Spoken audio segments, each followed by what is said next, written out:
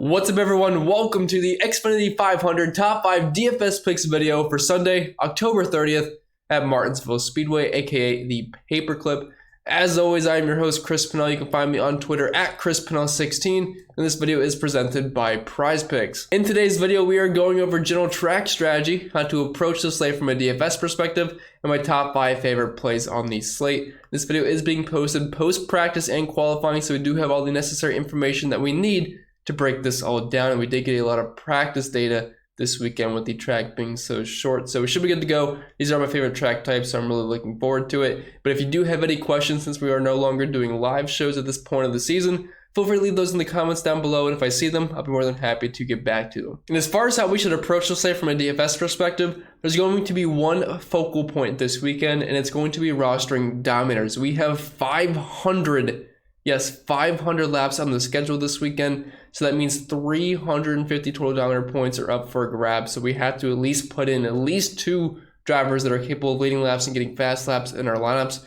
But to be honest, a lot of mine will have at least 3, and depending on the price tag, you might be able to get 2 to 4, but 2 to 3 is going to be the best way to go, and it's going to be the bare minimum, because if you do not roster these dominators, guys, they can lead laps. Yes, there is several place differential drivers this weekend that can make up a lot of points, but they're going to lack that 100-plus point ceiling if they don't get up front, which their path to getting up front is much tougher. But anyway, getting into the picks, we will start with number 5, and it's not a fun driver, but if we're going to roster multiple lap leaders, we have to get a cheap one in here. But it's going to be Ricky Stenhouse Jr., $5,900 on DraftKings, only $5K over on FanDuel. He's starting all the way back in 31st. He has some decent track history at Martinsville, a couple of top 15s and a few top 20s mixed in.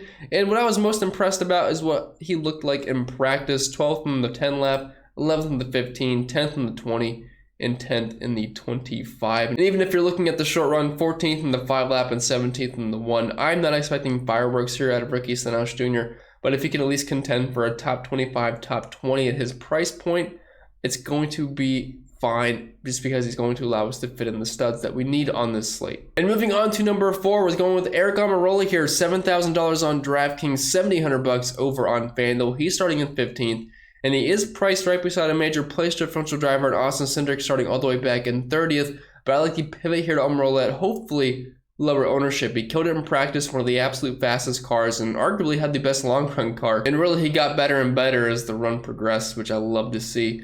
So I'm liking Eric Almirola here a lot. Every time we're at a short flat track, I'm liking the Stewart-Haas cars, and specifically AA himself. He does have 3 top 10s here the past 6 races. Finished 8th here at Martinsville early in the season. And also had a 5th place finish at another short flat track this season, a 1-1 last year at New Hampshire. So Almirola at this price point, I'm hoping he was a little bit under the radar because he's not a major place differential play, but I like him a lot. And before we get into our next pick, I want to talk about our sponsor, Prize Picks, because they do make these videos possible. And as of right now, for a new user over on the website, you can use promo code AWESEMO to get a $100 first match deposit bonus, no strings attached. It is free promo money. Please use that to your advantage. And when you do sign up, you can get a free month of Stokastic Plus Platinum, which has access to all the tools, premium access to the website that you can use to help you make picks on DFS, betting, and of course, Prize Picks. So come in, check it out over at prizepicks.com. You can use the link down below in the description, or over to the Prize Picks app in the App Store or over on Google Play. And then moving on to number 3, we're going with Christopher Bell here, $9,300 on DraftKings, $11K over on FanDuel. He's starting in 20th, so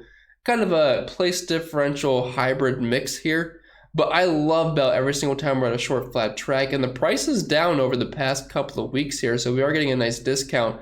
But he was pretty fast in practice, and he's killed it at the short flats this year. I know he finished 20th in Martinsville, but Toyota in general really struggled during that race. But 2nd at Richmond, 1st at New Hampshire, 9th at Gateway, 6th at Richmond again. I think Christopher Bell's in a great spot here at this price point to kind of be your 3rd dominator. And he also offers you that place differential upside, so he meshes very well with some drivers starting closer to the front. But it looks like he's got an arguable top 5, top 6 car according to what he did in Saturday's practice session. So at this price point for where he's starting, I think he makes for an excellent play in all formats. And then moving on to number 2, we're going with my favorite driver, Ryan Blaney, $10,400 on DraftKings, 12.5 over on FanDuel.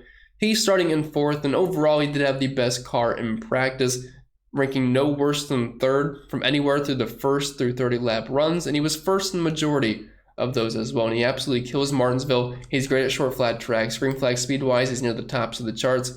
He's got the second best average finish here at Martinsville over the past 6 races, the third best average finish, 4 top 5s, and a good chunk of dominator points, and he was very strong here earlier in the season. And the price point, while it is kind of up there for Ryan Blaney, he still grades out as one of the best plays on the slate for me. He's starting inside the top 5, so he's got good track position to work with. Arguably has the best car. He also has the second best odds to win this race in Vegas, only behind Chase Elliott. And finally, my number 1 play for the Xfinity 500 at Martinsville. Just kind of talked about him briefly at the end there, but it's going to be Chase Elliott, $11,200 on DraftKings, the most expensive driver over on FanDuel at $14,000. He's starting in the front row, right beside his teammate Kyle Larson. He's starting in second. He's averaging the second most DraftKings points per race here the past few years. The best average driver rating, has a win under his belt, 3 top 5s.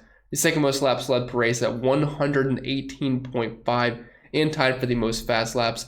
He dominated this race earlier in the season. I don't see a reason not to like Chase Elliott. He was fast in practice, fast in qualifying, just fast across the board, really. He's been the best driver this season. I'd be very shocked if he's not get up front at some point and dominates. And he's also a bit better here at Martinsville than Kyle Larson, so I wouldn't be too surprised to see him pass him at some point in stage 1. We'll just see how fast it takes, or how long it takes, I should say. But loving Chase Elliott here. And if you compare him and Ryan Blaney together, I think you're going to soak up a lot of dominator points early on. And just to recap, at number 5, we have Ricky Stenhouse Jr., number 4, Eric Almirola, number 3, Christopher Bell, number 2, Ryan Blaney, number 1, Chase Elliott. They're really just trying to grab drivers that were either super fast in practice on Saturday or have just been good at the short flat tracks in general over the past couple of seasons. That's all I got for you guys this week. If you did enjoy, leave a like and subscribe to the channel if you haven't yet done so. I know NASCAR is ending very soon. We only have 1 more race left to the championship race next week at Phoenix.